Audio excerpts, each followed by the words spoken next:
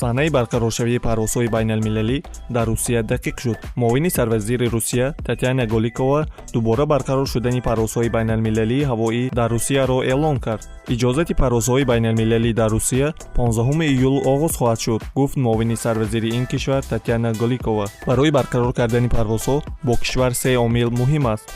بیماری کووید-19 باید به 100,000 نفر اهالی تقریباً 40 نفر باشد. افزایش میانه شبانه روزی سیرویت‌ها نباید از 1% زیاد باشد و پنشوی ویروس نباید از 1 زیاد باشد. این معیارها را گروه مشورتی اپیدمیولوژها تهیه نمودند. فعالیت دوباره به راه ماندن پروازهای بین المللی هوایی به طفیل کاهش درازمدت بیماری کرونا ویروس در روسیه امکان پذیر گردید، گفت معاون سروزیر.